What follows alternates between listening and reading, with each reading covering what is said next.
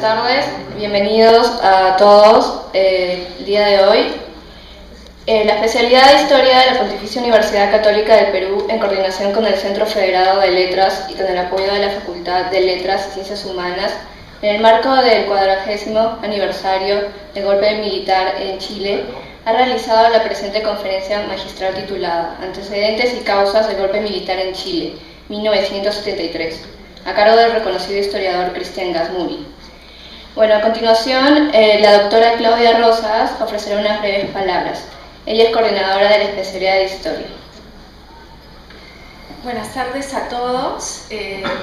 Como señalaba Gabriela, alumna de la especialidad de Historia, este evento es parte de una iniciativa que han impulsado los estudiantes y que hemos desarrollado desde la coordinación sistemáticamente a lo largo del año. Son los jueves historiográficos, solo que ahora estamos reunidos viernes.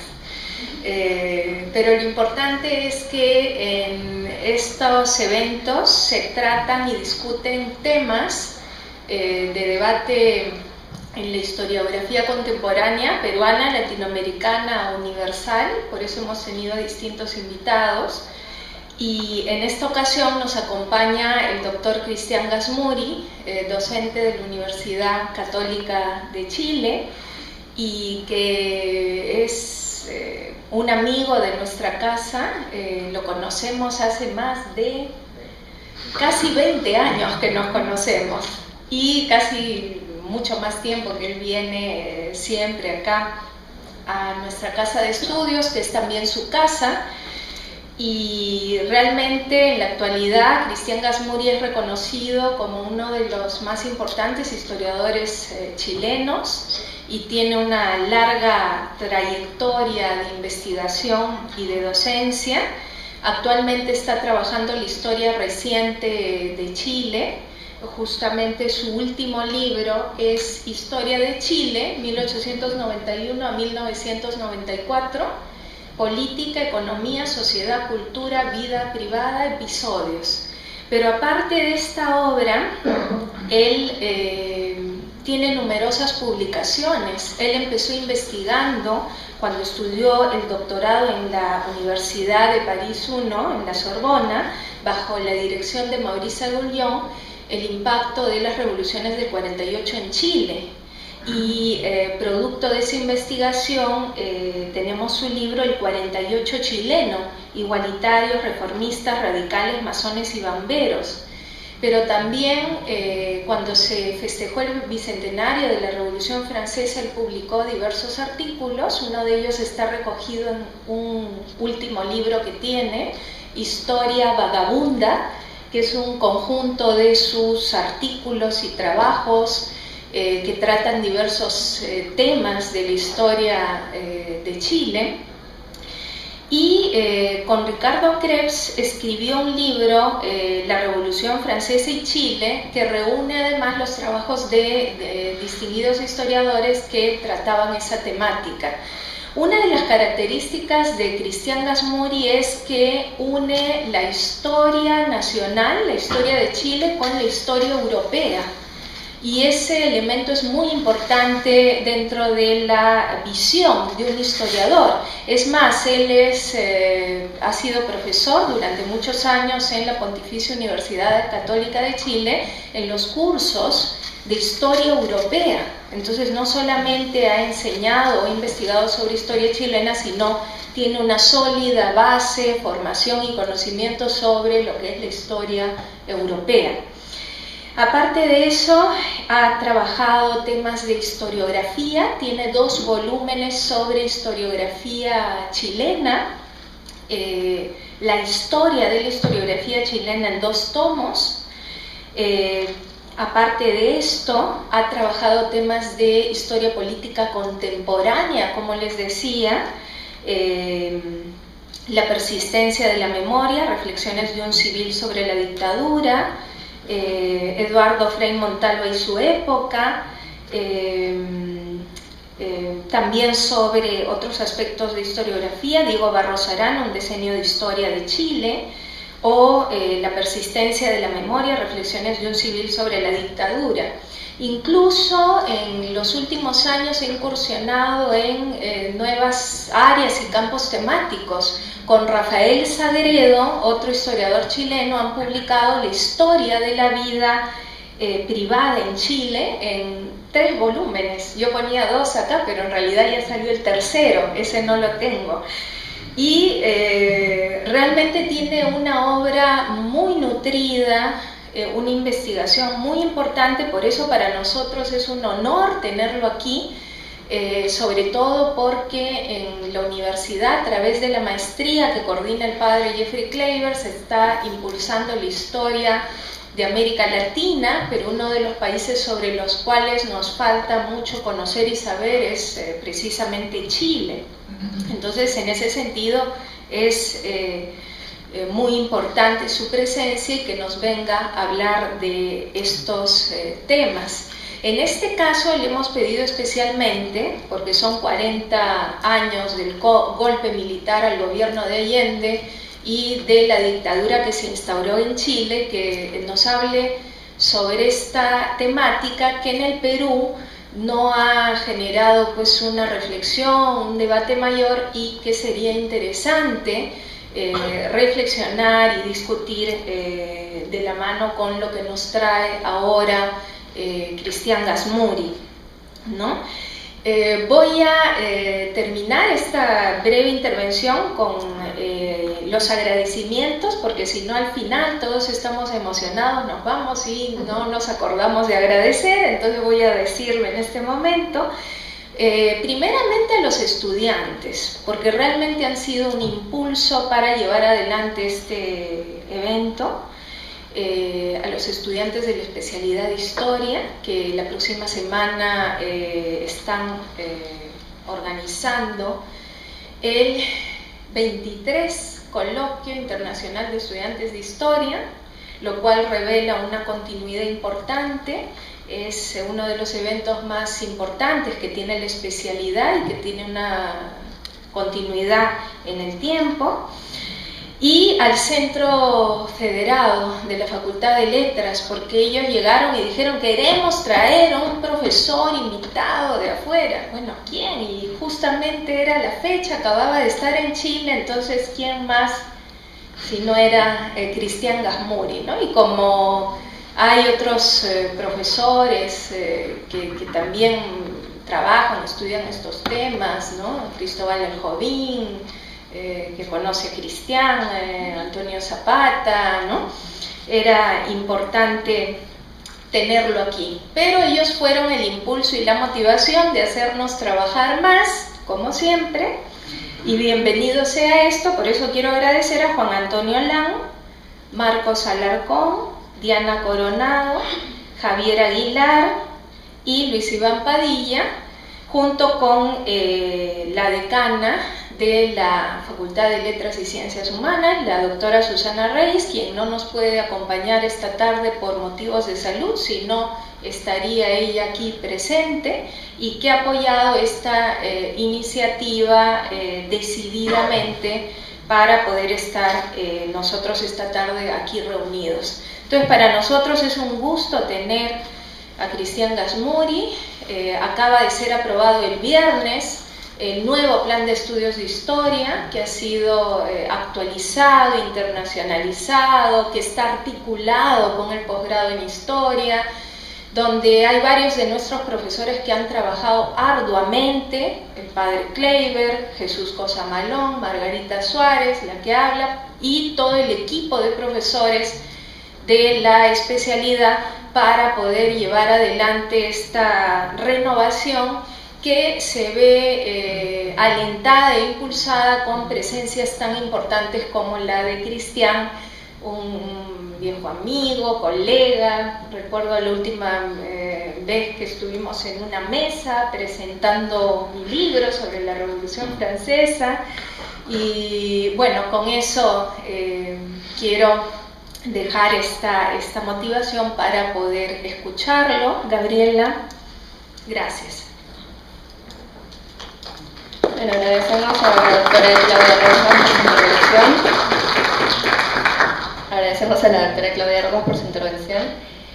Y bueno, a continuación una breve reseña acerca de la trayectoria del doctor Cristian Gazmuri.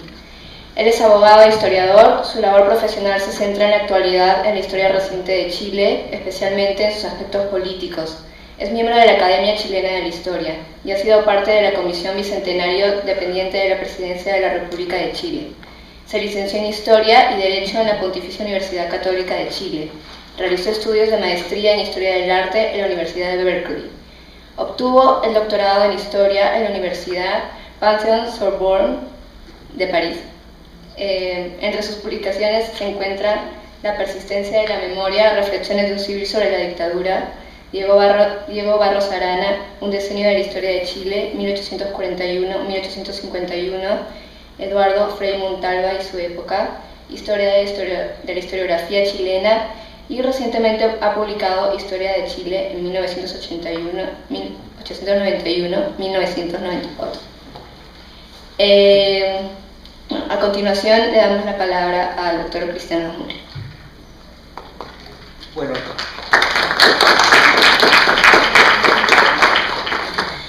antes que nada quiero agradecer a toda la gente que ya agradeció a Claudia, creo que no me acuerdo los nombres, pero también a la Pontificia Universidad Católica de Perú y especialmente a Claudia Rosas, que ha hecho posible este viaje. Estoy muy contento de estar aquí y poder hablar frente a ustedes. Es un honor para mí. Ahora, voy a hablar de la crisis de la democracia chilena, sus antecedentes y causas, que terminó en el golpe de Estado de 1973. Ahora, lo hago como historiador, vale decir, no me voy a acercar a los meses o días previos al golpe, ni al golpe mismo, que todos más o menos lo conocemos. Porque, en definitiva, un hecho que fue muy trascendente, al menos para Chile, como el golpe de Estado no es una cosa que se produzca de la noche a la mañana porque sí, sino que tiene antecedentes y causas, yo diría, de mediano a largo tiempo. Y aquí voy a hablar, y de corto tiempo también, o relativamente corto. Aquí voy a hablar de cómo veo la gestación de la crisis del 73 en una perspectiva socioeconómica relativamente prolongada, y agregaría más profunda, vale decir a partir más o menos de 1920, para seguir con las causas que veo más próximas en el tiempo, o si se quiere, dentro de un ciclo coyuntural más breve. Entonces, punto 1. La gestación de la crisis en una perspectiva temporal mediana, o coyuntura larga, como he dicho, a partir de 1920. Partiría diciendo que a partir de la independencia, comienzo del siglo XIX, llegó hasta nosotros la cultura política francesa y luego las autoridades sociales que en buena medida obnubilaron a nuestra oligarquía y a la muy naciente y pequeña clase media. También entraron las ideas y formas económicas liberales, de origen fundamentalmente británico, y bastantes elementos de las modernidades nacientes en Italia, España, Alemania, incluso Estados Unidos. En realidad, se puede decir que nuestra oligarquía había incorporado plenamente la cultura de la modernidad hasta fines del siglo XIX y que desde allí ésta resbalaba hacia los estratos medios que habían crecido y bajos de la población. No se daba este proceso en un panorama de conflicto. El sector medio y, en menor medida, el sector bajo imitaban y trataban de integrarse a los patrones culturales de la oligarquía, lo que significa que se trataban de incorporar a la dicha cultura europea que he mencionado. Fue hasta 1910, vale decir ya en el siglo XX, por poner fecha a un fenómeno que no es fácil de fijar en el tiempo, que otra modernidad de origen tan europeo como la anterior pero de contenidos muy diferentes, comenzó a penetrar en la cultura de la clase media chilena y ahora de los sectores sociales bajos que ya estaban en un proceso incipiente de organización bajo modelos anarquistas y socialistas. Es casi un contrasentido decir organización social al anarquismo, pero en fin, era importante el anarquismo, se comenzó a decir. En la clase media, yo diría que fue la cultura, esta nueva cultura, fue la característica de la intelectualidad europea del fin del siglo XIX que comenzó a influir. Cultura crítica, por cierto, de los moldes oligárquicos, de las ideologías y ritualidades sociales que estos contenían, del etos cultural burgués o alto burgués, recordemos que lee socialismo y anarquismo, y en lo político-social de la sociedad jerarquizada y los desniveles económicos que caracterizaron la llamada Belle Époque y la sociedad victoriana. Como expresiones concretas de esta nueva modernidad llegada a Chile, nacieron la FECH, Federación de Estudiantes de Chile, en 1906, la FOCH, Federación de Obreros de Chile, en 1909, el POS, Partido Obrero Socialista, en 1912. Y también habría que agregar que a partir de 1906, o sea, todo por la misma época, el Partido Radical, que había sido un partido más de la oligarquía, hasta ese entonces, con la diferencia de que era laico, y donde había una fuerte influencia de la masonería. El Partido Radical se transformó en la expresión política de una clase media reformista, convirtiéndose, yo diría, hacia 1920 en el eje de la vida política chilena. De hecho, hubo un famoso congreso del Partido Radical en 1906 en que Valentín Letelier, que seguía a Gustav Furstenberg en su socialismo de cátedra, reemplazó como ideólogo del Partido Radical a Enrique McKeever, que era de hecho un liberal en todo.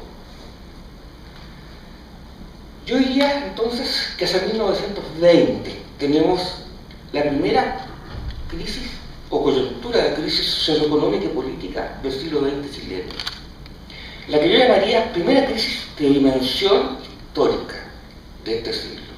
En concreto, la conmoción provocada entre 1920 y 1932 por la lucha y luego la afirmación social y cultural y política de la clase media.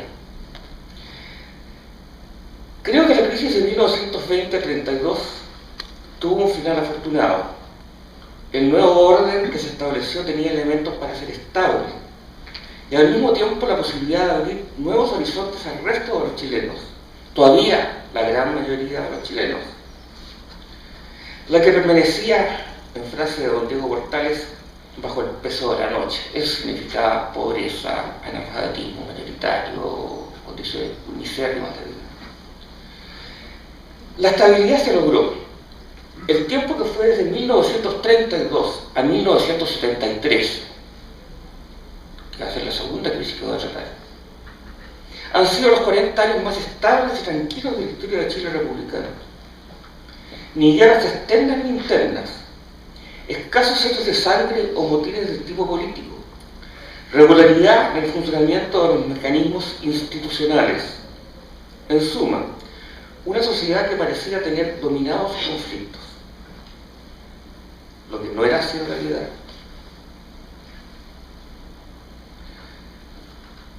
¿Por qué?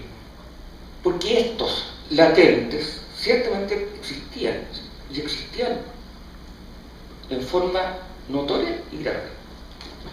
Durante esos 40 años el sistema no logró, y aquí está la esencia de por qué esa estabilidad era ficticia. El sistema no logró incorporar a la mayoría que había quedado fuera del compromiso entre la oligarquía y la clase media, que concluyó en 1932. Acuerdo entre la oligarquía, que conservó mucho de su poder político, social y económico, y la clase media que lo adquirió, pero que incluyó solo a sectores relativamente pequeños del proletariado organizado y dejó fuera a muchos otros, más numerosos, y particularmente a todo el mundo rural. La apertura hacia estos postergados se iría produciendo en forma muy lenta y reducida fundamentalmente al plano político, como veremos. Y esa sería una de las causas de la crisis de la moneda chilena que estamos analizando aquí, vale decir, la de 1973. En cifras, la situación era, las cifras no son demasiado creíbles, pero se aproximan. Era la siguiente: entre los años 1932 y 1970, el Producto Nacional per cápita creció en un porcentaje de alrededor de un 1.6% anual. Hay que tener en cuenta que el crecimiento demográfico de Chile durante estos años era extremadamente alto. Y eso explica, ¿no es cierto?, de que en realidad el Producto Nacional creciera mucho más de un 1,6, pero dividido per cápita se llegaba a esta cifra, 1,6. Pero además, este crecimiento favoreció primordialmente a algunos sectores de la población nacional. Esto no significa que no hubiera en absoluto repartición de la riqueza. La que accedió ya sea como remuneraciones o bien como servicios, no solo a sectores medios, sino también a algunos sectores de trabajadores organizados. Fue además la época de la creación por el Estado o por la ayuda de empresas destinadas a satisfacer servicios esenciales para vastos sectores de la población. La empresa se crearon.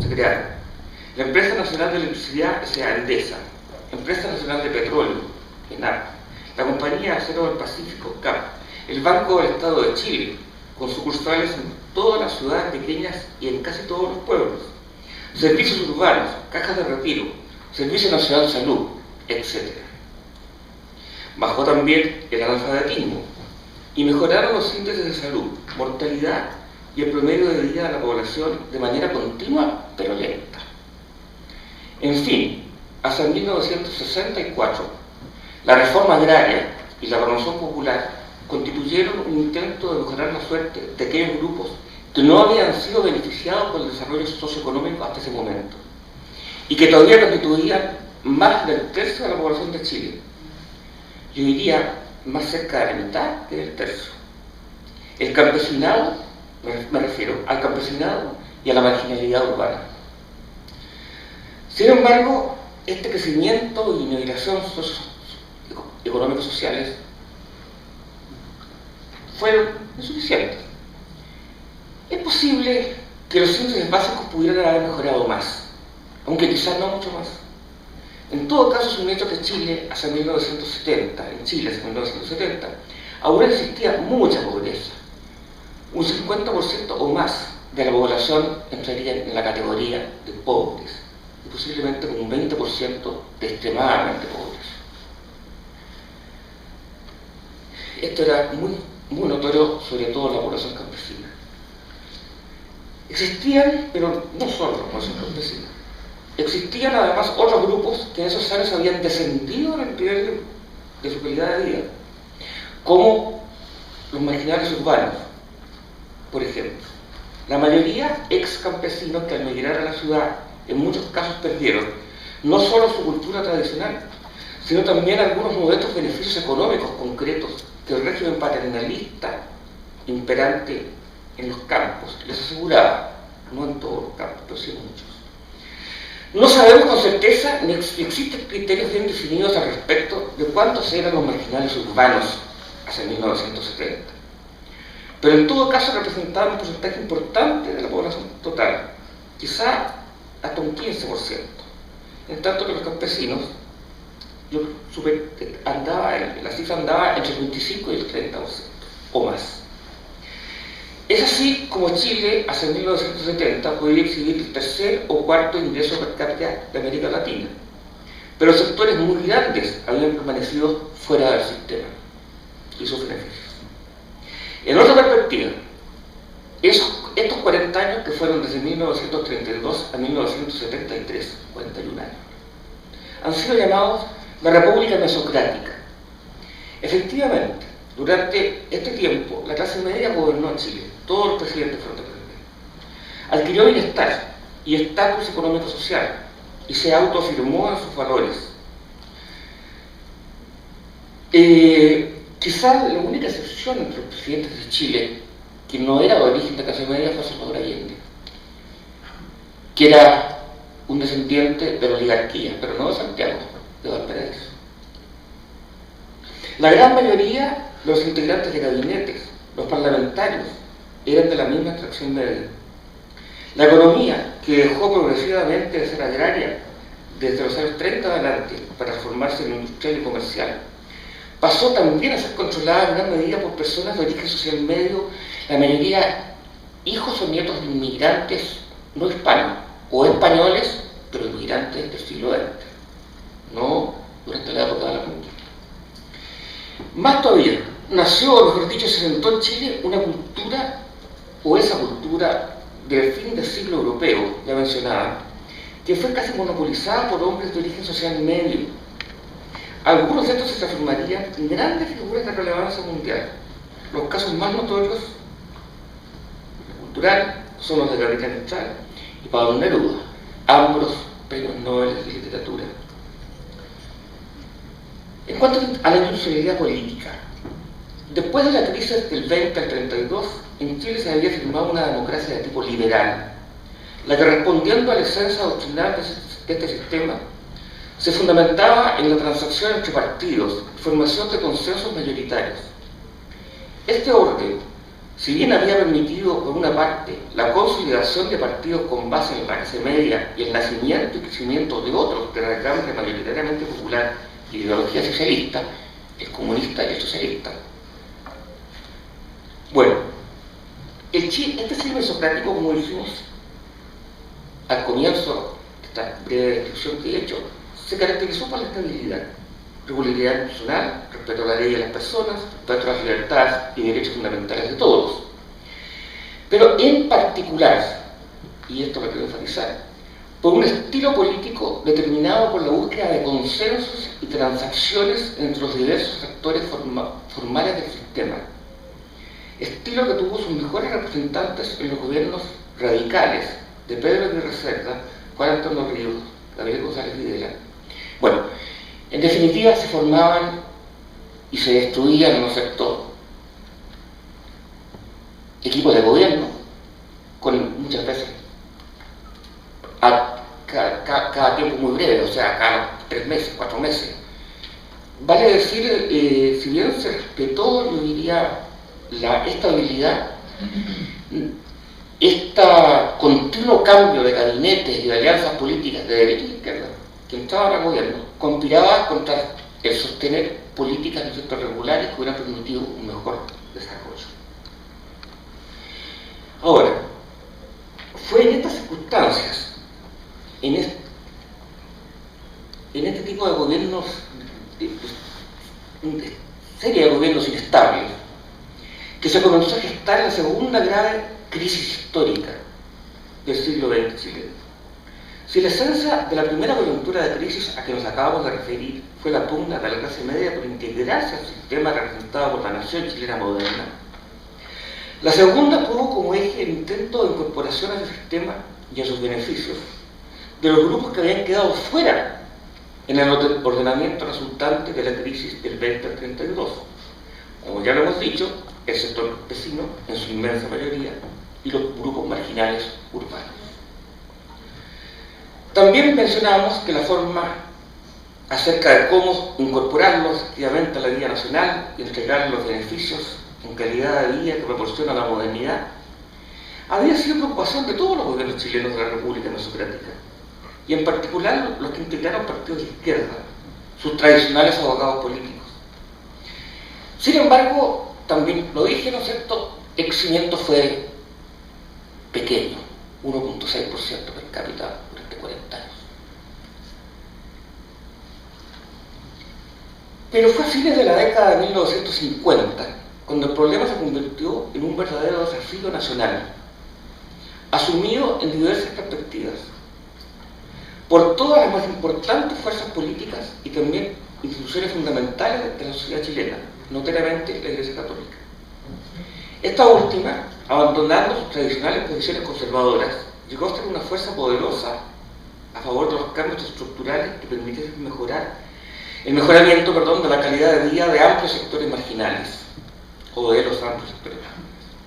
Así, en una perspectiva histórica amplia, si la crisis de 1920-32 fue la de la incorporación de la clase media al sistema social chileno en condiciones que mejoraban considerablemente su nivel de vida, desde 1950 o mediados de la década de 50 se trató de lograr lo mismo con los otros sectores que continuaban postergados por ese entonces. Esto no se logró. El proceso implicaba, en primer término, la posibilidad de implementar un crecimiento económico rápido, un cambio de estructuras ancestrales muy asentadas e importantes en la sociedad chilena, en particular en el mundo agrario, y en conformidad con las doctrinas auspiciadas por los técnicos de la época y especialmente por los de la CEPAL, reformas profundas en la estructura socioeconómica del país, así como también una alteración cultural, en que muchos valores y actitudes mentales de los sectores dirigentes tradicionales y también de la clase media serían puestos a prueba. No faltaron, desde 1950 en adelante, entre los propios sectores medios, grupos crecientes que se sentían tan atomorizados como los sectores altos por la modernización política, social o económica del país en favor de los postergados, la que asociaban al desorden social, al desorden económico, a la incertidumbre, así como lo que ellos llamaban, una cosa que es un poco definible para los chilenos, a lo que ellos consideraban la esencia de lo que llamaban alma nacional, que es un concepto tomado de Spengler. Concepto que se manejaba con una facilidad que no se compadecía con lo difícil de definirlo. En lo conceptual del término se temía una revolución y sus cambios estructurales, y también, junto con ella, a los sectores sociales muy significativos que la deseaban.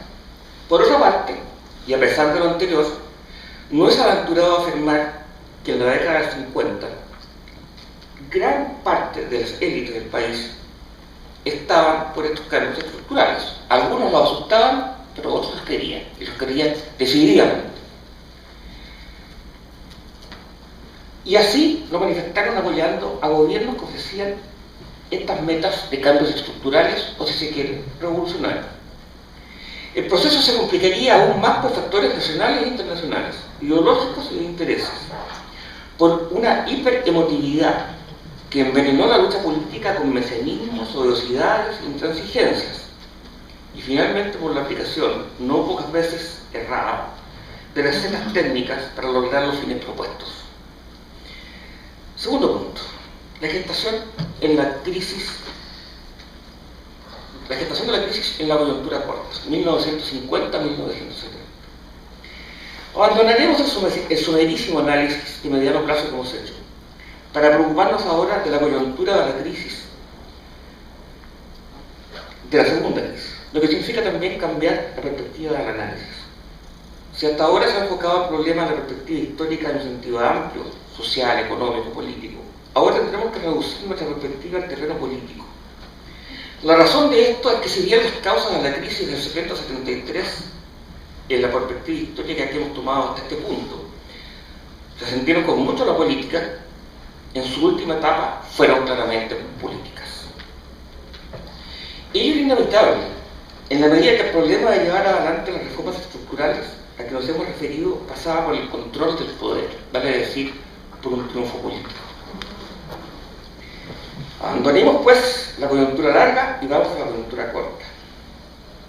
Política de unos 20 años.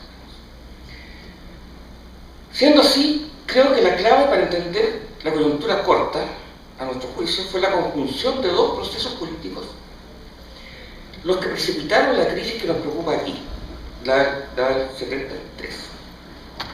El primero de estos dos procesos fue el desfase que se produjo después del año 1950 aproximadamente, entre la evolución política de Chile por una parte y por otra su lento y precario desenvolvimiento económico y social que ya hemos visto y que continuaba en la década de 50. En otras palabras, como las cifras lo indican y lo vimos, la cantidad de votantes hábiles aumentó de un 17.6% en 1952 elecciones presidenciales a un 36.2%, o sea, prácticamente el doble, en 1970, cuando elegido Salvador Allende. Y la participación electoral de un 15.2% a un 30%. Sin embargo, el Producto Geográfico Bruto per cápita solo aumentó un tercio, y aún así siguió estando muy mal distribuido. El ingreso medio de los hogares más ricos era, según algunos cálculos, 23%, según otros 28%, o 28 veces, más grande que el decil más pobre. El decil más rico, 28 veces más renta por grupo familiar que el decil número 10. Tenemos pues que durante el periodo que fue de 1952 hasta 1970-73, Chile experimentó una ampliación y profundización de su democracia política. Pero el ritmo de crecimiento socioeconómico permaneció igual, relativamente lento, y los problemas fundamentales mencionados más atrás no se resolvieron. De modo que la gran cantidad de chilenos postergados pudieron hacer valer sus derechos políticos por el perfeccionamiento de la democracia política. Pero el desarrollo del país no permitía satisfacer esas demandas. El segundo proceso político que condujo a la crisis de 1973 estuvo estrechamente conectado con el primero, y creo que fue, parcialmente al menos, un resultado de que la división del espectro político chileno en tres grupos bien definidos, los llamados tres tercios, cada uno con un proyecto histórico comprensivo y cerrado sobre sí mismo. Más todavía, como se sabe, estos tres tercios tenían electorados relativamente equivalentes, y esta proporción no cambió en lo sustancial hasta 1970-73. Además, y aquí está lo más grave de todo, los tres proyectos estaban destinados a ser implementados como un todo y de manera inmediata, o al menos muy aceleradamente. Por otra parte, fueron presentados al país y manejados desde el punto de vista político como si fueran mutuamente absolutamente incompatibles en casi todos sus aspectos esenciales, lo que, mirándolo desde el presente, no parece haber sido así, pero en esa época así se creyó. Ahora, creo que estas dos causas, perfeccionamiento de la democracia política, pero no de la democracia socioeconómica, y la división del espectro político en tres tercios prácticamente parecidos en cuanto a su apoyo popular, y no dispuestos a entrar en estas discusiones unos con otros porque eran sistemas cerrados. Como Mario Góngora ha dicho, eran planificaciones globales. Había otros problemas que hacían la situación todavía más explosiva. Existía un cohecho generalizado, particularmente en las zonas campesinas. De hecho, todo el sistema electoral presentaba vacíos y vicios de bastante magnitud. Pero esta realidad había comenzado a variar desde fines de la administración Ibáñez, ¿vale? En 1958, y continuó cambiando durante el gobierno de Jorge Alessandri, 58-64, al aprobarse una serie de leyes destinadas a ampliar el universo electoral y corregir sus efectos.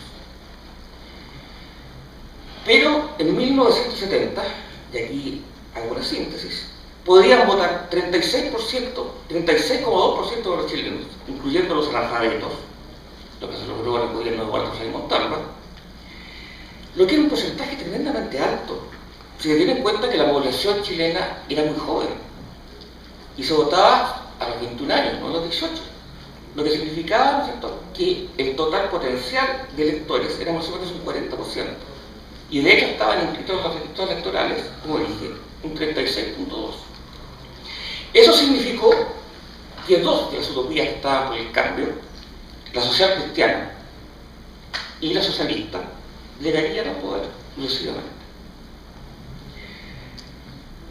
La principal consecuencia repito, fue entonces que, mediante la presión electoral y política en general, los sectores sociales bajos y sus voceros, Partido Socialista, Comunista, Demócrata Cristiano, incluso el Partido Radical, pudieron imponer sus demandas al sistema con fuerza incomparablemente mayor a como lo habían hecho antes.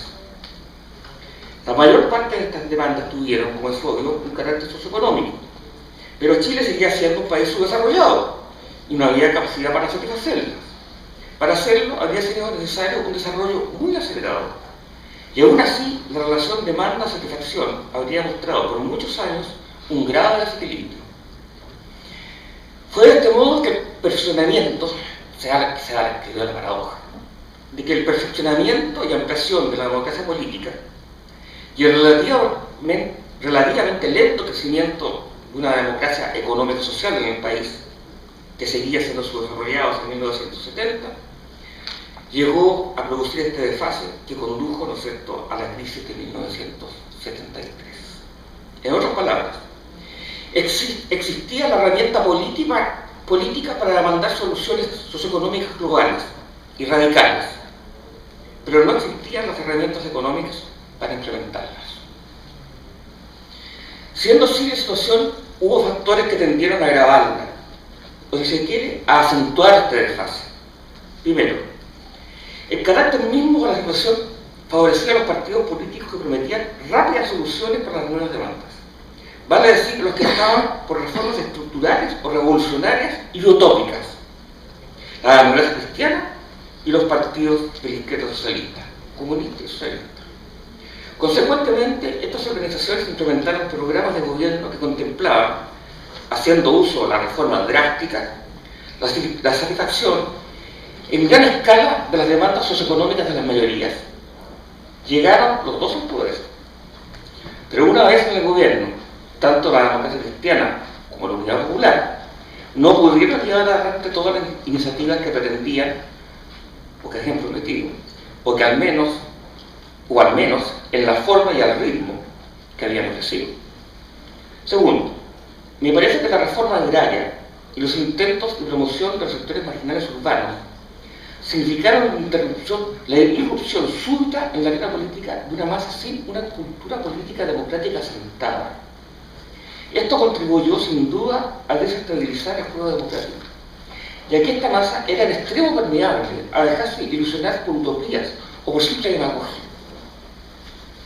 Tercero, por otra parte, la ola ideológica revolucionaria que se expandió por Latinoamérica como consecuencia de la Revolución Cubana produjo sus efectos en Chile, como en toda Latinoamérica. En su afán de no ser dejados atrás por la historia, los diferentes partidos y grupos socialistas y de centro, social cristianos, radicalizaron sus posiciones de cambio, influidos por la utopía cubana que parecía abrir una gran esperanza para el continente. Cuarto, en fin, el desfase a que nos referimos hizo a los grupos de presión que representaban la oligarquía,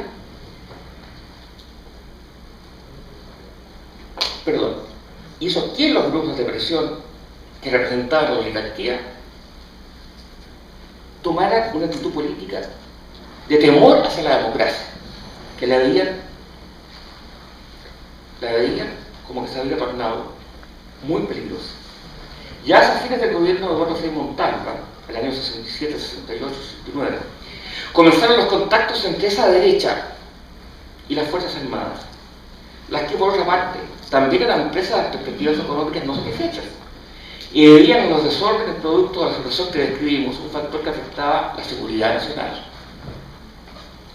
Se vivía por entonces la Guerra Fría, entre un mundo occidental y un este comunista, en gran parte. Más arriba nos referimos a la influencia de la Revolución Cubana, por recién más arriba. Pero era todo el enorme bloque comunista que parecía querer apoderarse de Chile, lo que era temido y rechazado a ultranza por muchos sectores de todo el espectro social y por los militares, adecuadamente entrenados por el campeón de Occidente, los Estados Unidos. Resumiendo, el afán de llegar a una democracia socioeconómica conspiró en Chile contra la democracia existente, efecto que se vio agravado, ironías de la historia, por la propia ampliación y perfeccionamiento de esta. Tercero, 3/3 con proyectos políticos históricos comprensivos y excluyentes. Dije que la segunda causa política de la crisis que nos referimos, coyuntura corta, fue la división del espectro político chileno en 3 grupos bien definidos, 3/3, cada uno con un proyecto histórico comprensivo y excluyente, situación que se ve agravada por el hecho que cada uno de estos grupos tenía una base electoral más o menos equivalente. Como se afirmó, además estos proyectos deben implementarse como un todo y de manera rápida. Evidentemente, esta segunda causa está directamente ligada a la primera, lo dije, y fue, en mi juicio, al menos parcialmente su consecuencia. La presión de cúpula y de base, por el cambio, ayudó a que este se intentara, lo dije, de modo integral y finalmente utópico, cada problema. Las utopías en política son un gran problema. Fue después de 1964, cuando por las características mismas del momento político que entonces se presentó, que esta brecha se hizo insalvable. Se dio entonces la posibilidad de la conciliación del proyecto de democracia cristiana. Don Eduardo Frei Montalva fue elegido presidente y la democracia cristiana obtuvo en las elecciones parlamentarias de fines del año siguiente casi el 42% del total de los votos chilenos, lo que le entregaba la mayoría de la Cámara de Diputados y casi un tercio del Senado. ¿Y por qué casi un tercio del Senado? Porque se era reemplazado, ¿no es cierto?, por mitades. Por eso que la Cámara de Diputados llegan a dominar, pero en el Senado no.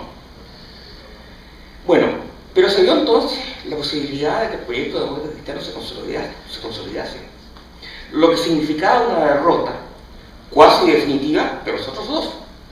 Y así el clivaje se profundizó, sometiendo a la democracia chilena con una tensión que finalmente no pudo resistir.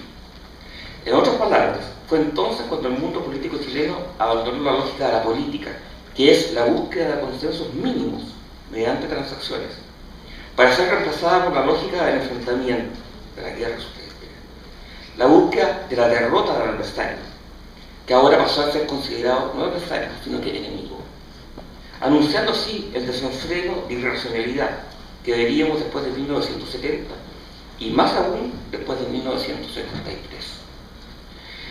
Por cierto que algunos acuerdos políticos puntuales se lograron entre los 3/3, aún después de 1964, pero fueron demasiado pocos y demasiado esporádicos para invalidar este esquema básico que acabo de enunciar. Entre los más importantes quedaba destacar la ley de reforma agraria, las leyes de nacionalización del cobre y algunas otras. Bueno, con el fin de aclarar lo recién dicho, vamos a ver cada uno de estos tercios muy brevemente individualmente. La derecha, de la defensa de intereses tradicionales a la revolución modernizadora. No hay duda que hasta 1964 este tercio era el menos estructurado formalmente. A mi juicio, esto era así no tanto porque estuviese dividido en dos partidos políticos, liberales y conservadores, sino porque la mayoría de quienes dirigían ambas agrupaciones eran difusamente liberales en materia política y algo más marcadamente en sus ideas y prácticas económicas. Este liberalismo vago conspiraba contra la organicidad propia de un partido político moderno. Se seguían aglutinando en torno a grandes caudillos. En esta época, del año 58, Jorge Alessandri, presidente del 58-64, como dije. Las tendencias genuinamente conservadoras, que también existían en la derecha chilena, tendían a despreciar la actividad política contingente y limitaron su influencia a círculos más o menos estrechos. La pérdida del apoyo oficial de la Iglesia Católica también influyó en el debilitamiento ideológico del Partido Conservador. Hacia 1964, aquella, a diferencia de lo que había ocurrido en los 100 o 120 años anteriores de nuestra historia, no era representado oficialmente por partido político alguno, pero sus simpatías ahora iban hacia la democracia cristiana y el proyecto histórico,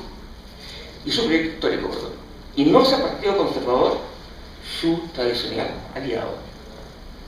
El peligro de desaparición vino a alterar la fisonomía de esta derecha casi tácitamente liberal. Fue después de la gran derrota sufrida en las elecciones parlamentarias del 65, que ya mencioné, cuando la democracia cristiana sacó el 42% de los votos. cuando el Partido Conservador obtuvo solamente el 5.3% de los votos, y el liberal el 10.05%. Esto llevó a que la derecha cambiara su estilo político. De hecho, se fue alejando de la democracia.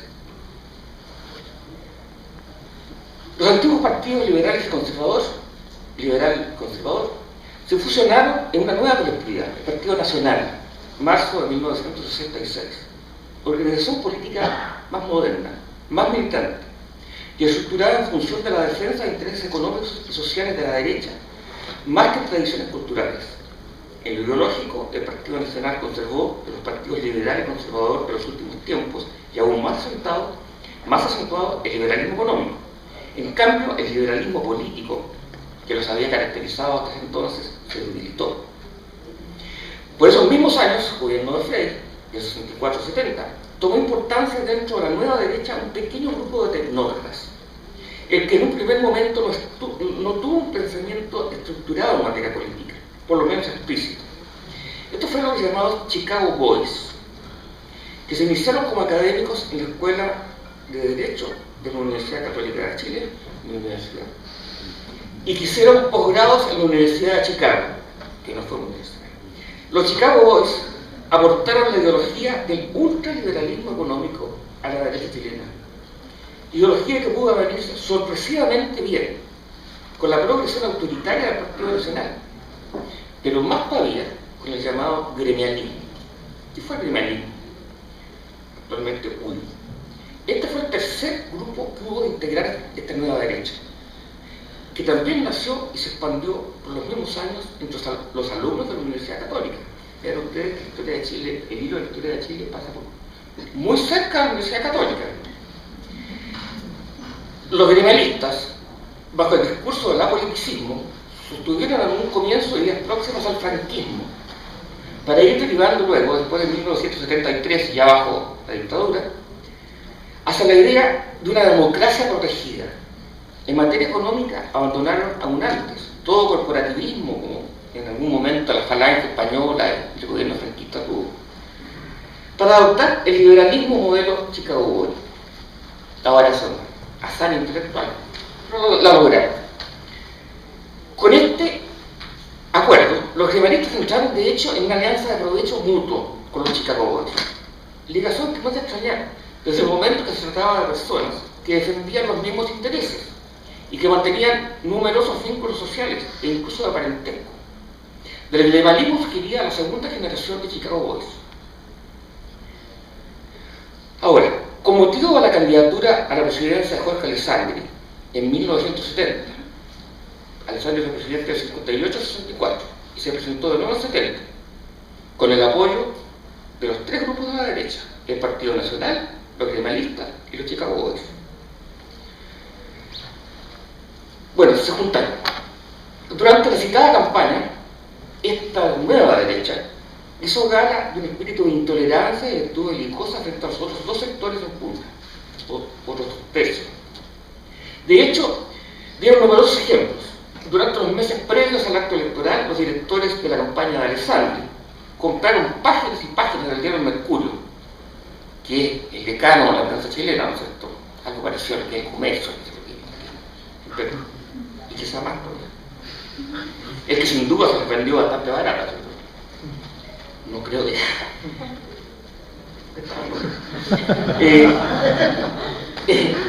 del diario del Mercurio, para insistir que el candidato que obtuviese un solo voto más sobre sus rivales debería ser presidente de Chile. ¿Y para qué hacían esto? Pues la Constitución del 25, que había sido aprobada, ¿no es cierto?, durante la primera crisis que toqué, decía que en caso de que no hubiera mayoría absoluta, ¿no es cierto?, en las urnas, era el Congreso Nacional, ¿no es cierto?, el que debía elegir entre las dos primeras mayorías relativas. Alessandri no tenía mayoría absoluta, sino que simplemente mayoría relativa. Se podía dar el caso de que se aliara la democracia cristiana con la izquierda socialista y comunista y elegir a Salvador Allende. Bueno, eso querían evitarlo de todas maneras, y por eso querían meter en la conciencia de los chilenos la idea que quien tuviera un voto más en las urnas tenía que ser el presidente de Chile. ¿Cuál es el problema para la derecha? ¿Quién obtuvo un voto más? ¿Fue Alessandri? No, fue Salvador Allende. Vale, sí, habían caído su atrás.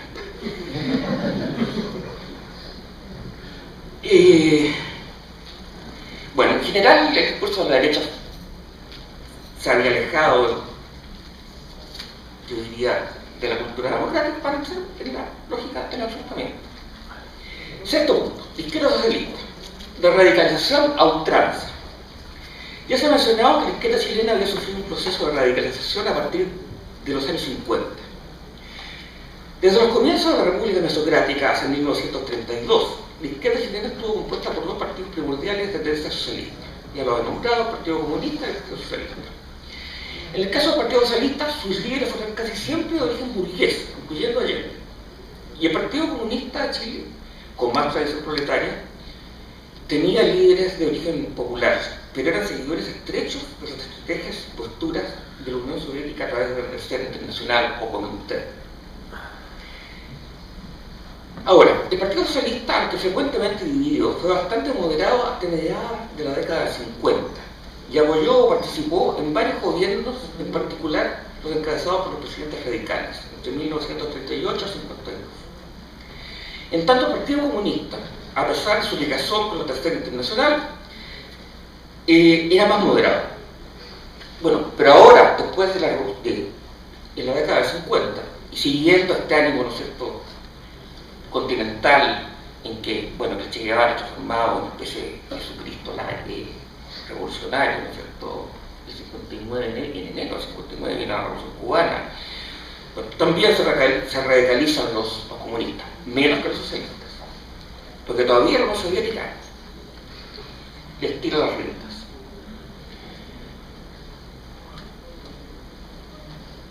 Bueno, ya dije que la Revolución Cubana fue posiblemente la principal causa de este cambio en la izquierda, de esta radicalización de la izquierda. Y quizá no sea sorprendente que haya sido el Partido Socialista el más radicalizado por la nueva situación, más que el comunista. No seguía directrices, perdón, el Partido Socialista no seguía directrices internacionales, el comunista sí. Y nunca iba a estar en contra de lo que se le insinuaba u ordenaba desde Moscú. Una buena muestra de cuán radicalizado estaba el Partido Socialista fue el comportamiento de uno de sus líderes. Ya 2 veces candidato, que va a ser 4 veces candidato a presidente de la República, hasta que gane, que es Salvador Allende. En el año 1966 estuvo presente en la primera reunión continental de OLAS, Organización Latinoamericana de Solidaridad, y fue nombrado su presidente. Esta organización estaba promovida por Cuba y su objetivo era impulsar la guerrilla en América Latina. Y en realidad, ¿no es cierto?, los fines de los 60, comienzos de los 70 es la época de la guerrilla en América Latina. A Che Guevara lo matan en el 67, en Bolivia.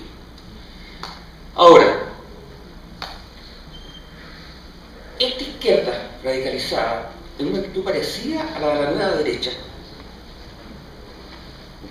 unos pocos años antes, no querían, y yo diría ni podían, llegar a entendimientos y ni siquiera a una coexistencia pacífica con los otros 2 sectores del espectro político chileno, con los otros 2 tercios.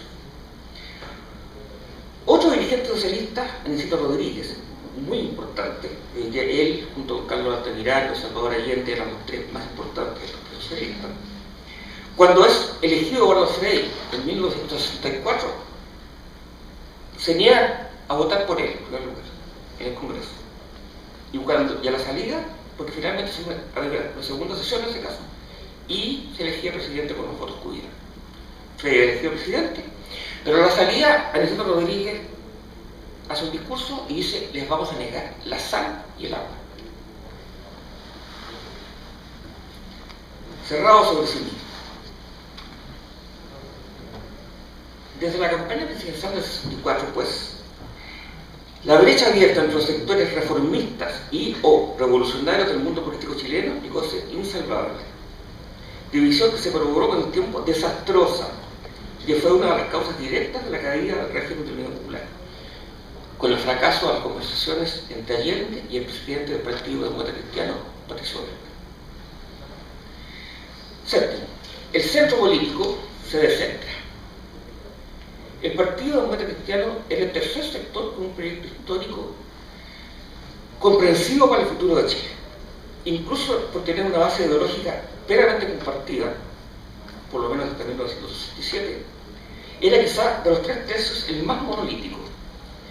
Pero lo singular y verdaderamente importante desde nuestro punto de vista con respecto al Partido Demócrata Cristiano y el problema de la segmentación extrema del universo político chileno anterior a la crisis de 1970-73 es el hecho que desde mediados del 60 la democracia cristiana había reemplazado al Partido Radical en una doble forma.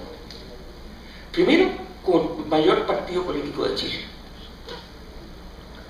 Y segundo, en cuanto a ser un partido de centro por excelencia, abierto a transacciones y destinado a ejercer un rol de pivote en el juego político chileno.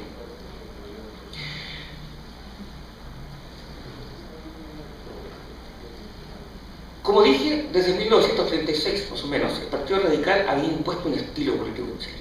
Esto se fundamentaba en la transacción y la búsqueda de consensos. Y también dije, mantuvo alianzas con partidos de derecha y partidos de izquierda. Pero en 1952, cuando el general Ibáñez fue elegido por segunda vez presidente de la República, el Partido Radical ya estaba en declinación. A pesar de algunos notables logros socioeconómicos mientras fue gobierno, sus bases ideológicas inspiradas desde 1906, como dije, por el socialismo de cátedra alemán y el programa del Partido Radical francés, estaban obsoletas. También su estilo político basado en la transacción estaba vastamente desacreditado por el indudable abuso que se hizo de este. Como afirma Norbert Lechner, el Partido Radical se había transformado en un partido de clientela. Esta caída de la popularidad del Partido Radical y su estilo político transaccional fue la principal razón de la elección democrática del ex dictador Carlos Ibáñez en 1952. Este había prometido barrer con la politiquería las componentes y gobernar por sobre los partidos políticos. A pesar de su rápido fracaso, desde entonces quedó flotando en el ambiente político chileno la idea que la transacción política y la búsqueda de consensos mínimos era el camino hacia la corrupción democrática, la decadencia de la vida pública y la falta de voluntad eficaz en materia de gobierno. Por desgracia, no fueron muchos los que recordaron que también esos eran los elementos indispensables para la subsistencia de toda democracia.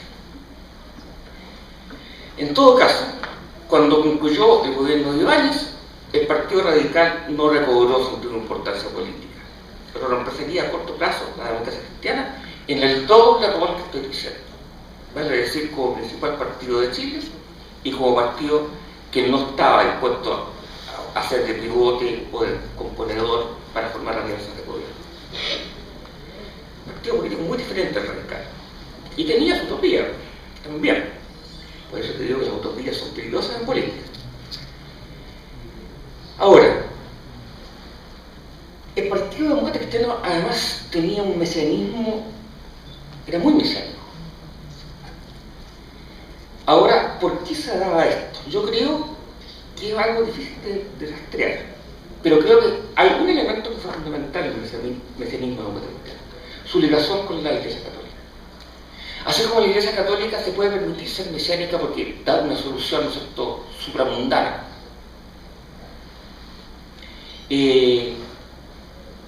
Eso no sirve en política, en que se actúa en este mundo, y muy en este mundo. Y tener un mesianismo fuerte, ¿no es cierto?, en un partido político va a conspirar hacia la posibilidad de obtener acuerdos o que la vida política transcurra por moldes relativamente moderados. Los demócratas cristianos fueron muy mesiánicos. Y repito, posiblemente por su relación con la Iglesia Católica. Pero el hecho es que eso también perjudicó muchísimo la posibilidad, ¿no es cierto?, de la democracia chilena.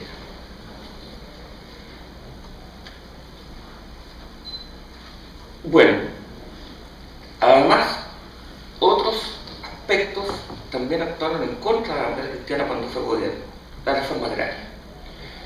Acordémonos que Eduardo Frei Montalva había sido elegido presidente con los votos de la democracia cristiana y de la derecha. He recordado, ¿no es cierto?, lo que dijo un hombre de derecha, Alessandri: quien tenga un voto más en las urnas debe ser presidente de Chile. No hay acuerdo con nadie. Lo que dijo Ernesto Rodríguez: les negaremos la sal y el agua. Bueno, para que Eduardo Frei no lo tildaran de derechista frente a Salvador Allende, y le decían vendido a la derecha va a votar por ti, etcétera, etcétera, Eduardo Frei se permitió decir en televisión, y yo lo vi. Nadie me lo cuenta porque yo lo vi, que él no iba a modificar ni una coma de su programa, ni siquiera a cambio de 1 millón de votos. Bueno, eso era para tranquilizar, ¿no es cierto?, a la izquierda, y que no se fuera, digamos, gran parte del electorado demócrata cristiano a votar por Allende. Pero se podía decir una cosa así. Eso también es un atentado contra la democracia. La democracia finalmente depende, ¿no es cierto?, del apoyo popular que se tenga. Es decir, no voy a modificar ni una coma en un programa ni por 1 millón de votos. Ha resultado ser una frase fatal. Y fue una frase fatal.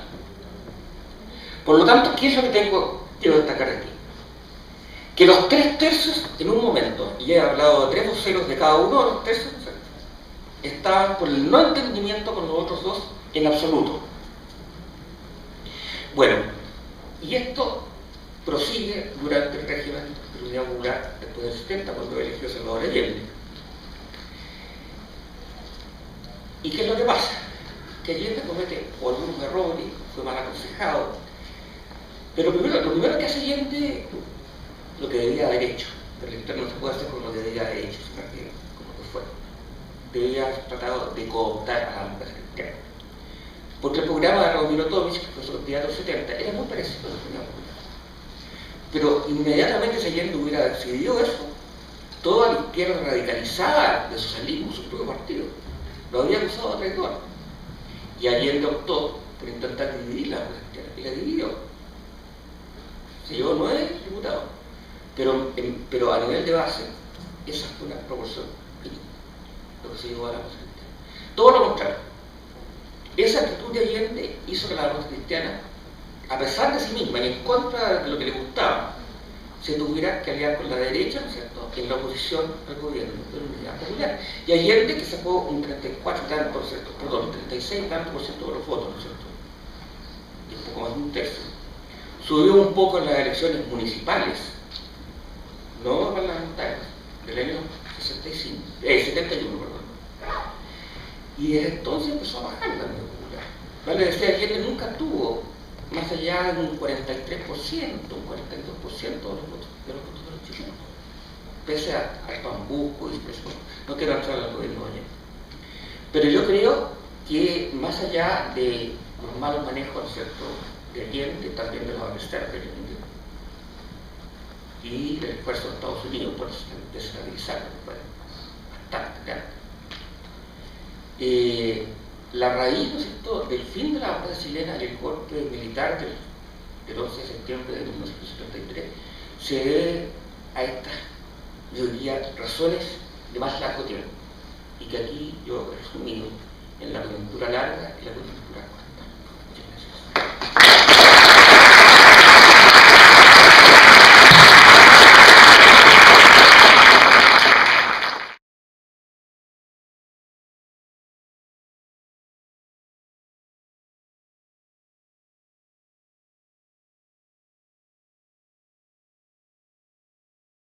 Política, economía, sociedad, cultura, vida privada, episodios. Pero aparte de esta obra, él tiene numerosas publicaciones. Él empezó investigando cuando estudió el doctorado en la Universidad de París I, en la Sorbona, bajo la dirección de Maurice Aguillon, el impacto de las revoluciones del 48 en Chile. Y producto de esa investigación tenemos su libro El 48 chileno, igualitarios, reformistas, radicales, masones y bamberos. pero también cuando se festejó el bicentenario de la Revolución Francesa, él publicó diversos artículos. Uno de ellos está recogido en un último libro que tiene, Historia Vagabunda, que es un conjunto de sus artículos y trabajos que tratan diversos temas de la historia de Chile. Y con Ricardo Krebs escribió un libro, La Revolución Francesa y Chile, que reúne además los trabajos de distinguidos historiadores que trataban esa temática. Una de las características de Cristian Gasmuri es que une la historia nacional, la historia de Chile, con la historia europea.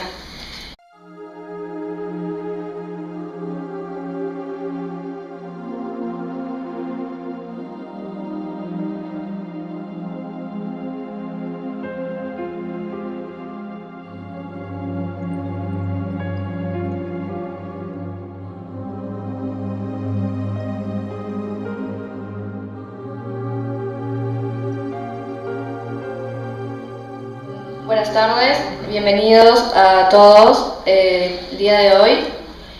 La especialidad de Historia de la Pontificia Universidad Católica del Perú, en coordinación con el Centro Federado de Letras y con el apoyo de la Facultad de Letras y Ciencias Humanas, en el marco del 40º aniversario del golpe militar en Chile, ha realizado la presente conferencia magistral titulada Antecedentes y causas del golpe militar en Chile, 1973, a cargo del reconocido historiador Cristian Gasmuri.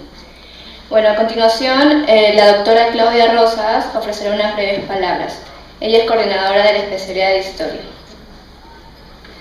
Buenas tardes a todos. Como señalaba Gabriela, alumna de la especialidad de Historia, este evento es parte de una iniciativa que han impulsado los estudiantes y que hemos desarrollado desde la coordinación. Rafael Sagredo, otro historiador chileno, han publicado la historia de la vida privada en Chile en 3 volúmenes. Yo ponía 2 acá, pero en realidad ya salió el tercero, ese no lo tengo. Y realmente tiene una obra muy nutrida, una investigación muy importante. Por eso para nosotros es un honor tenerlo aquí, sobre todo porque en la universidad, a través de la maestría que coordina el padre Jeffrey Kleiber, se está impulsando la historia de América Latina, pero uno de los países sobre los cuales nos falta mucho conocer y saber es precisamente Chile. Entonces, en ese sentido, es muy importante su presencia y que nos venga a hablar de estos temas. En este caso le hemos pedido especialmente, porque son 40 años del golpe militar al gobierno de Allende y de la dictadura que se instauró en Chile, que nos hable sobre esta temática que en el Perú no ha generado pues una reflexión, un debate mayor, y que sería interesante reflexionar y discutir de la mano con lo que nos trae ahora Cristian Gasmuri. Sistemáticamente a lo largo del año son los jueves historiográficos, solo que ahora estamos reunidos viernes. Pero lo importante es que en estos eventos se tratan y discuten temas de debate en la historiografía contemporánea peruana, latinoamericana, universal. Por eso hemos tenido distintos invitados, y en esta ocasión nos acompaña el doctor Cristian Gasmuri, docente de la Universidad Católica de Chile, y que es un amigo de nuestra casa. Lo conocemos hace más de casi 20 años que nos conocemos, y casi mucho más tiempo que él viene siempre acá a nuestra casa de estudios, que es también su casa. Y realmente en la actualidad Cristian Gasmuri es reconocido como uno de los más importantes historiadores chilenos, y tiene una larga trayectoria de investigación y de docencia. Actualmente está trabajando la historia reciente de Chile. Justamente su último libro es Historia de Chile, 1891 a 1994, y ese elemento es muy importante dentro de la visión de un historiador. Es más, él ha sido profesor durante muchos años en la Pontificia Universidad Católica de Chile en los cursos de historia europea. Entonces no solamente ha enseñado o investigado sobre historia chilena, sino tiene una sólida base, formación y conocimiento sobre lo que es la historia europea.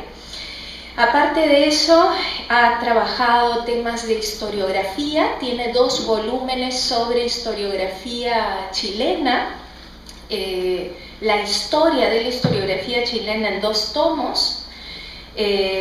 Aparte de esto, ha trabajado temas de historia política contemporánea, como les decía, la persistencia de la memoria, reflexiones de un civil sobre la dictadura, Eduardo Frei Montalva y su época,